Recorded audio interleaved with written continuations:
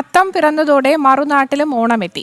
ഡൽഹി മലയാളികളുടെ ഓണാഘോഷങ്ങളുടെ കേന്ദ്രമായ മയൂർ വിഹാർ, ഉത്തര ഗുരുവായൂരപ്പൻ ക്ഷേത്രങ്ങളിൽ അത്തപ്പൂക്കളം ഇട്ടാണ് ഓണാഘോഷങ്ങൾക്ക് തുടക്കം കുറിച്ചത്.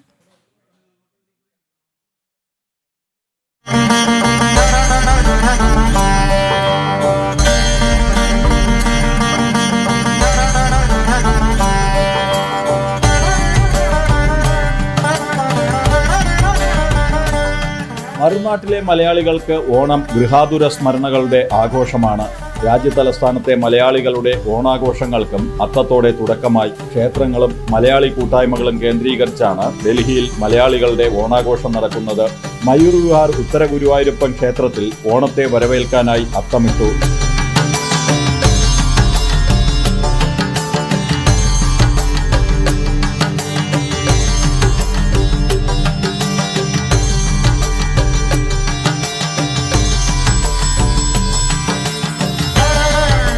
ക്ഷേത്രത്തിൽ ഓണാഘോഷം വിപുലമായി സംഘടിപ്പിക്കുമെന്ന് ക്ഷേത്ര ഭാരവാഹി നാഗരാജൻ പറഞ്ഞു. സ്വന്തം ഭാവനയിൽ നിന്നാണ് ഇതുണ്ടാക്കി നിങ്ങൾക്ക് ഇതെല്ലാം ഓരോന്നും ഒരേ നിമിഷം കൊണ്ട് അവരോരോ ഇതായിട്ടൊരു കോർഡിനേഷനോട് കൂടി ഇത് ചെയ്യുന്നതാണ്. വളരെ മനോഹരമായിട്ടാണ് ഇത് ചെയ്തിരിക്കുന്നത്.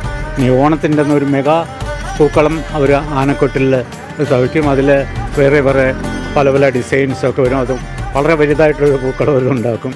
ഇതെല്ലാം ഇവിടുത്തെ സപ്പോർട്ട് സ്റ്റാഫ് വളരെയധികം ഉത്സാഹത്തോടുകൂടിയും അർപ്പണബോധത്തോടുകൂടിയും ചെയ്യുന്നതാണ്. മലയാളികളല്ലെങ്കിലും നിരവധി പേരാണ് നമ്മുടെ ഓണാഘോഷങ്ങളുടെ ഭാഗമാകുന്നത്.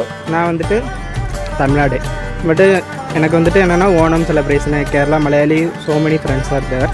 ஸோ அதனால் வந்துட்டு நான் எப்போதுமே வந்துட்டு ஓணம் செலிப்ரேஷனு இந்த கேரளா ஃபங்க்ஷன் இது மாதிரி வந்துட்டு நிறையா வந்துட்டு என்னென்னா நாங்கள் செலிப்ரேட் பண்ணுவோம்.